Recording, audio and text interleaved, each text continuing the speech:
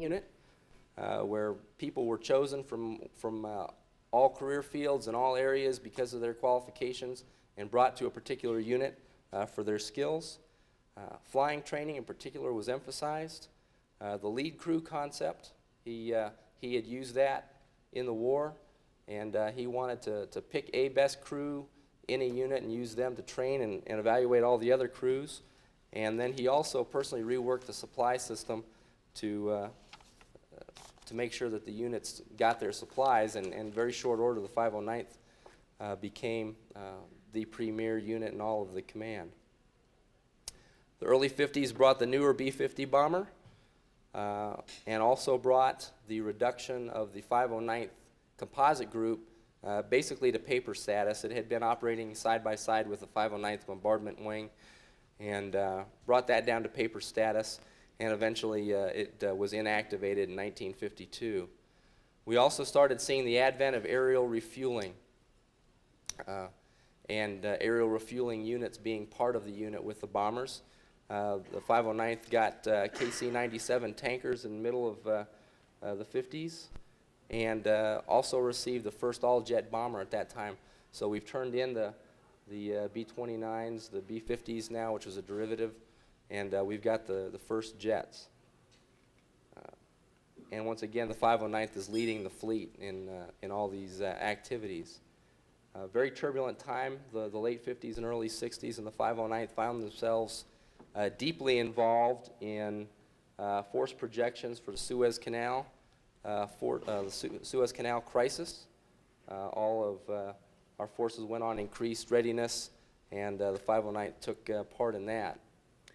They they moved to Pease Air Force Base in the late 50s, and again found themselves taking part in preparations for actions in the case Lebanon erupted into war, which fortunately it didn't for us. And just so happens that during that time, during the move to Pease Air Force Base, some airplanes had to divert to Whiteman Air Force Base. It was a little-known base at the time, and it was the first exposure that the 509th had to their current home. We also saw activity with the Berlin Wall crisis and the Cuban Missile Crisis. Once again, when things got hot, the 509th got called upon to perform, and they always did. A couple times in its history, the 509th as a whole came near inactivation, and the first time happened in the middle of 65s. All the KC-97s went away. The B-47s were leaving for the boneyard, and it looked like the 509th was going to disappear. Fortunately, during research for the wing commemorative monument, which now sits at Whiteman Air Force Base, the wing commander and wing sergeant major went out and were researching the real names. They got some conflicting information on whose names to put on this plaque, and they ran into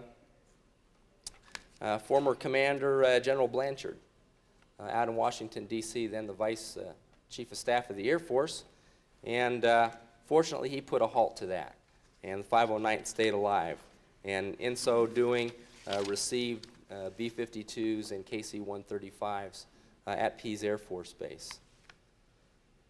Those aircraft all performed admirably during the Vietnam War. The bombers themselves took part in 3 deployments out there, the longest of which being in mid-1968. About 40% of the wing's personnel, all of the bombers, and most of the tankers went over for about 6 months. And in that amount of time, the wing generated over 2,000 combat sorties, dropped over 60,000 tons of munitions on the enemy, and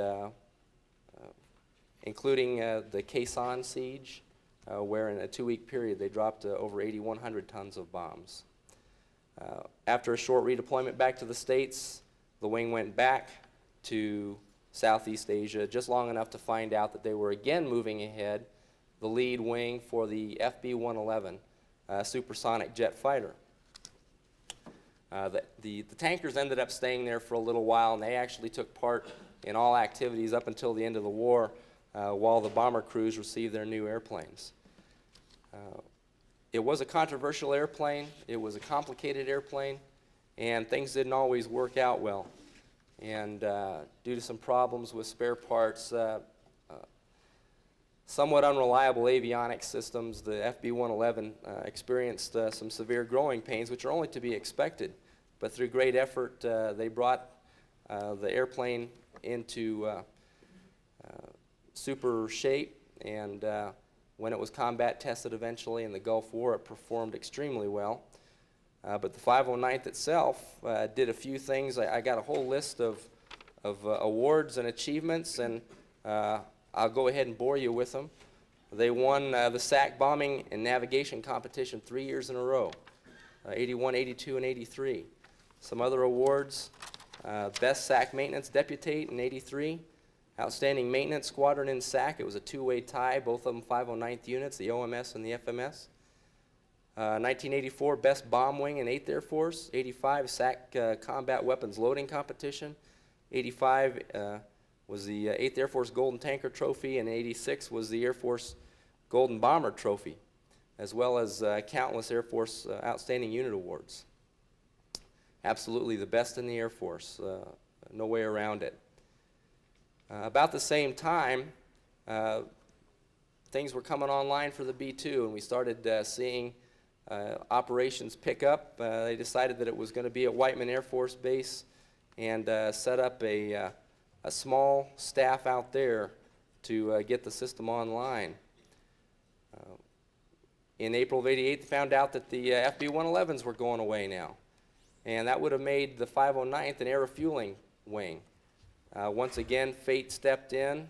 Then Colonel Orrin Godsey, who was the wing commander at the time, being a visionary, saw that the B-2 was coming online, thought once again the 509th should lead the way, and sure enough, we were able to keep the 509th as a bomb wing, although at that point it just became a bomb wing on paper only. It wasn't inactivated, but it was moved to Whiteman with no personnel, waiting for the B-2 to show up. SAC and TAC actually went away. I never thought I'd see that in my life, but we now have Air Combat Command, which is a more perfect mesh of all strike aircraft working for one commander. And that happened in June of '92, and less than a year later, the 509th Bomb Wing became activated at Whiteman Air Force Base, knowing the B-2 was coming. Your old 509th Composite Group was reactivated as the 509th Operations Group. So now we've completed the circle. Very shortly after that, we started receiving airplanes, and then on 17 December of 1993, 90 years to the day after Orville Wright's first flight, the first B-2 Spirit showed up at Whiteman Air Force Base and started the chapter that we're living right now. The future of B-2 and the 509th, I think the 509th and the B-2 are going to be around for a while.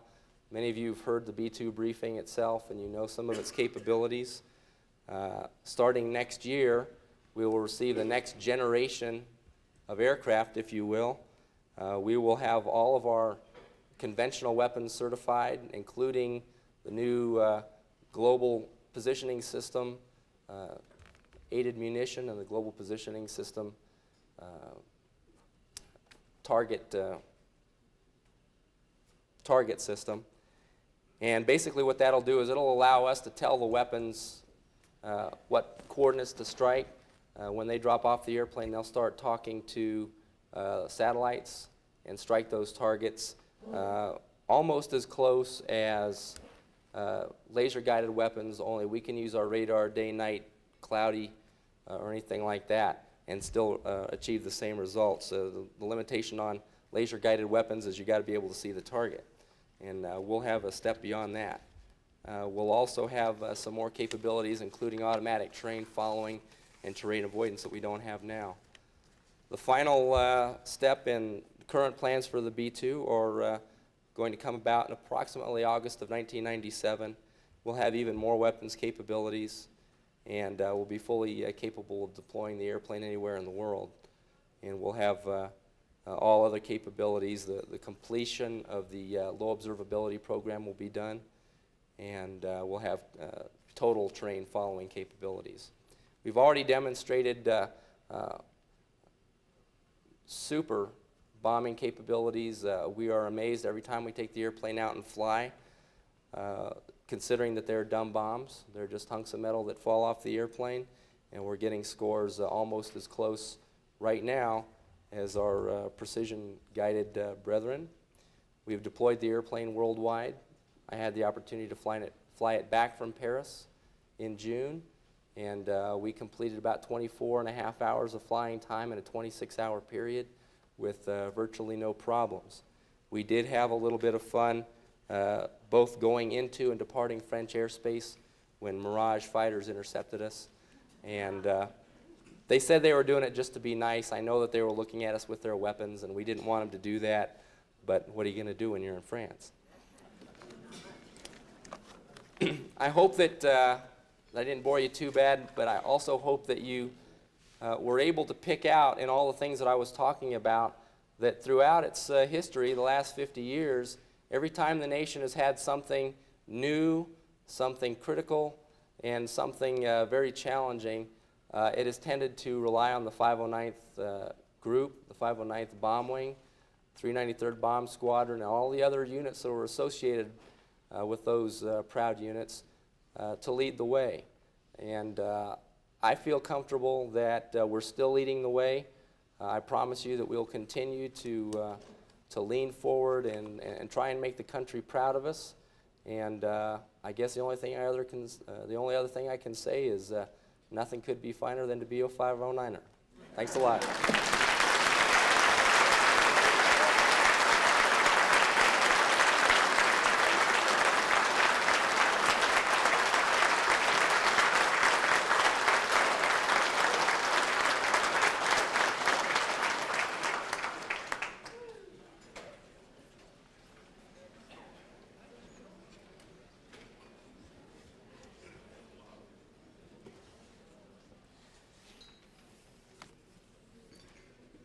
Thank you very much, Scott. I have a few announcements to make. I know that you've all been admiring this striking banner up here. This was made by Joel Carlson's brother in Oregon and donated for the purposes of the reunion. I believe it will be in the lobby, I believe, tomorrow morning, and they're asking all who are interested to sign this banner. That will be kept permanently by the National Atomic Museum Foundation as a result of their participation in this 50th anniversary reunion. A unfortunate thing happened. George Cohen went to the open forum meeting and took with him the handout in the envelope, but inside that envelope he had also put his log, World War II log, which is irreplaceable really. And when he went back in the room to look for it, it was gone. So if anybody finds or has found a package, you might look in it and see if George Cohen's log is in it, because it would be a great loss to have it disappear. We would also encourage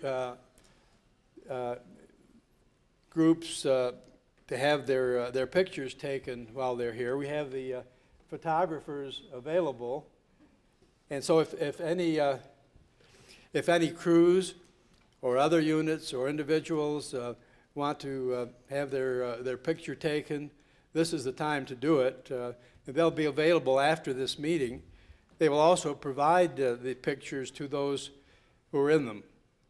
So this is an opportunity that I don't think you should miss if you can possibly avoid it. But it's up to the units themselves, of course, to get together so that they can go as a group to have their pictures taken.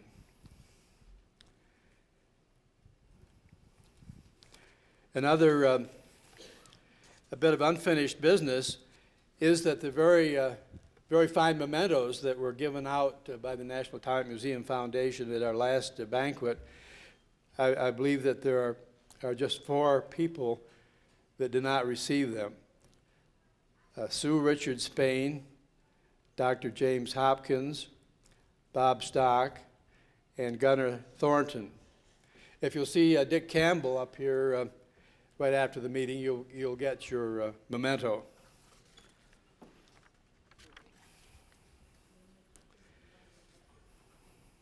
There are a limited number of the booklets, reunion booklets, available for sale to 509th members and their families.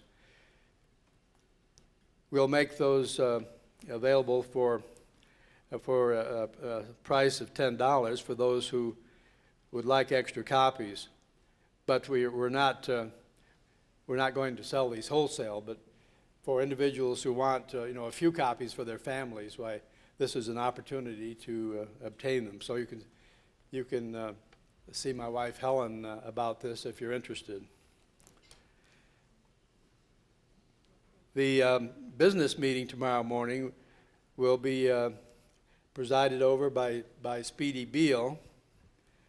There'll be some interesting decisions that will have to be made as to the future of the 509th Composite Group, and as to whether and where and when we will have a further reunion. So I think there will be it'll be very interesting to those members of the 509th who are able to attend.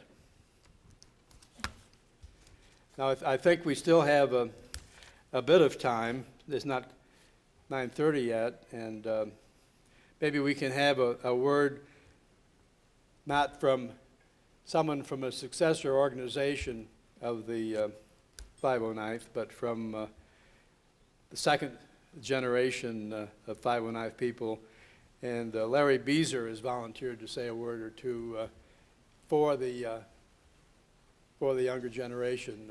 Larry, would you?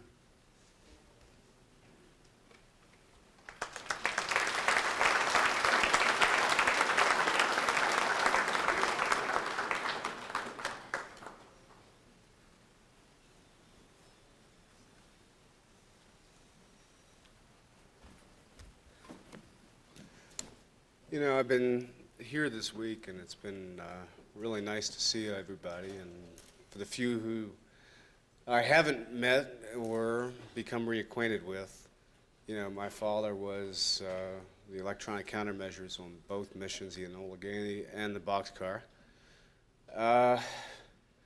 And I hear a lot of concern that especially this year with the Smithsonian, the historians that have been modifying history, that perhaps we have an exposure to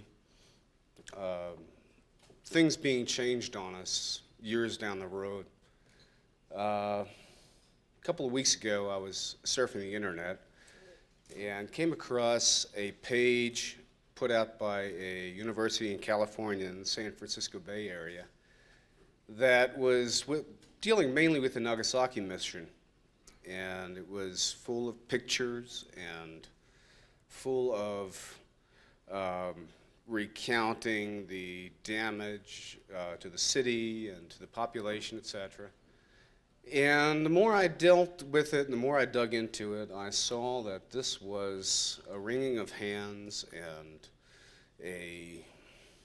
oh my God, how bad are we kind of an expression. And it got me angry, because those of you who know me or know my father know that we're not sorry.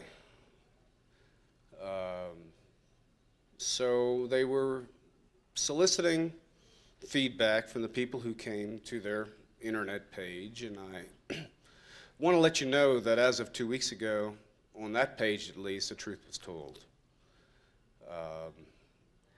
And I talked to Freddie Bach and a couple of people here a little earlier this evening and a couple of days ago, that it's incumbent upon those of us who are the sons and daughters of the 509th to continue to make sure that the truth is told, that when time goes by and I have my 2 sons and my peers here have their sons and daughters, that we make sure that in spite of what revisionist historians, as is commonly called, the politically correct spin, I guess,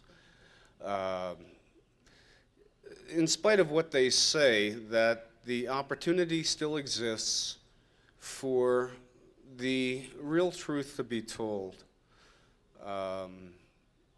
So I guess the only really message that I have that I wanted to get across tonight, that it's incumbent upon those of us, the sons and daughters of the 509th, to ensure that this message continues to get across, that in spite of time, in spite of the politically correct atmosphere, that no matter how much time goes by, the truth of the Second World War and the heroic actions that you guys have performed will continue to be told. That's really about it. Thank you very much, and God bless you.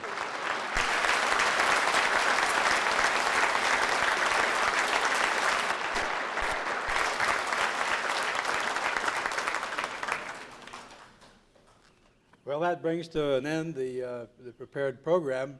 Now you can really start doing things. Thank you.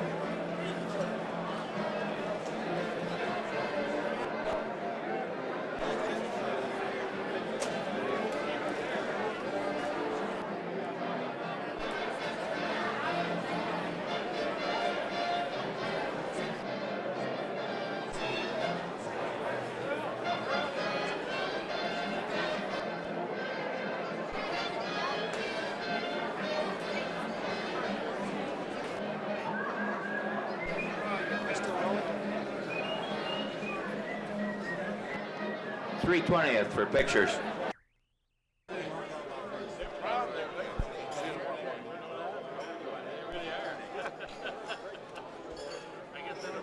I'll get out of the way.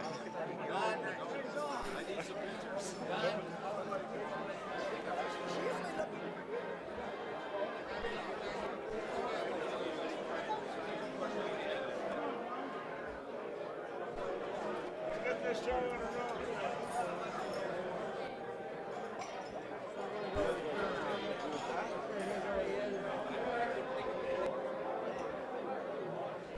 Right behind you. Crews for the bomb squad. I don't know how the hell they get here.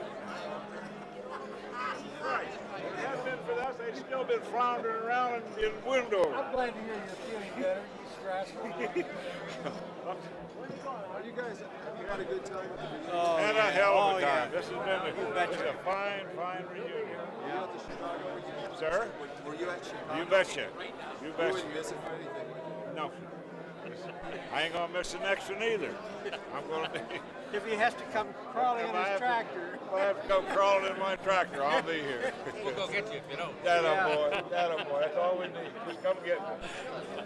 No, this is the greatest thing since near beer. So, have you been to Albuquerque before? Is this the first time? You know, I've flown in here a hell of a lot of times, but I used to fly in here regularly, but they never let me go to town. Sucker kept me out there on the air base. Gassed me up, so shut them all, guy. That's the way it is sometimes. Yeah. Well, great. Good to have you. It's a great place. It's a real nice town, and damn, we've been well received, I'll tell you. been beautiful. Not better than I deserve. It's been beautiful. Oh, no. Sure has. Right. That is A lot better than I expected, I'll tell you that. I thought maybe I'd get to bust somebody in the mouth. I didn't get to hit anybody.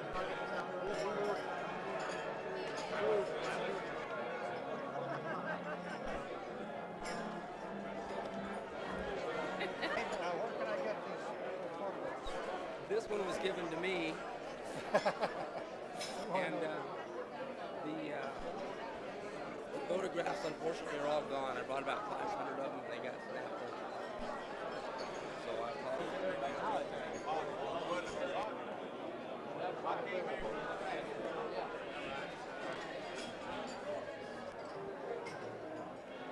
There you go. Appreciate it.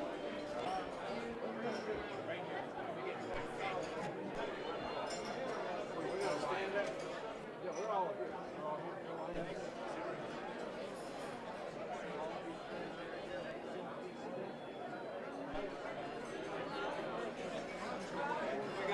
We got everybody's here.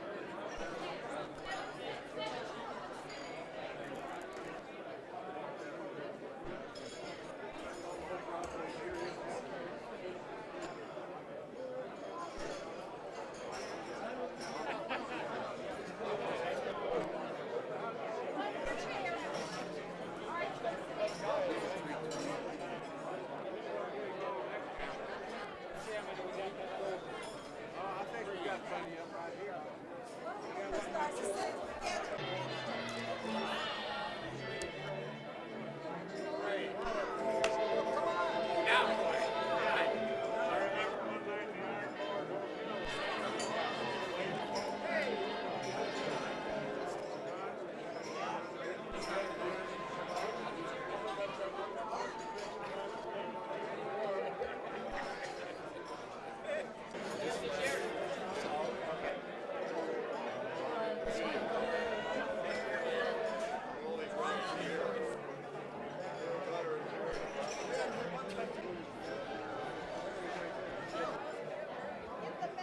Okay.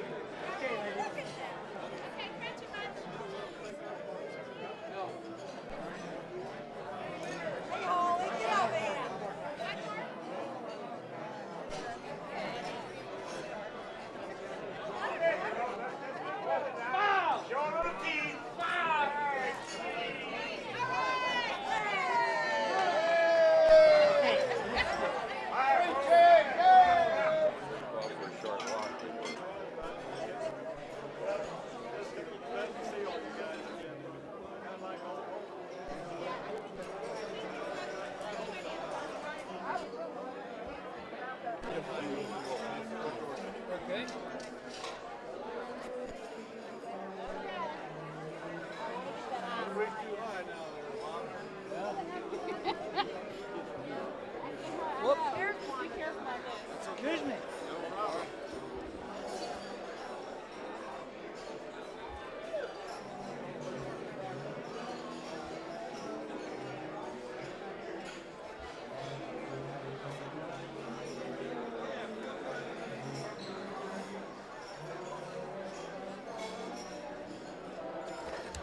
Whoa. I guess so.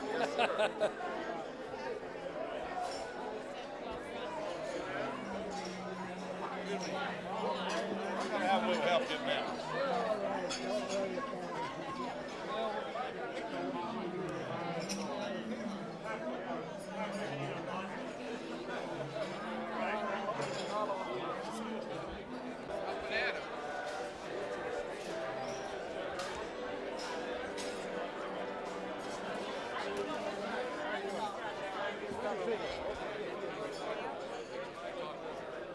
I think a couple of days, I think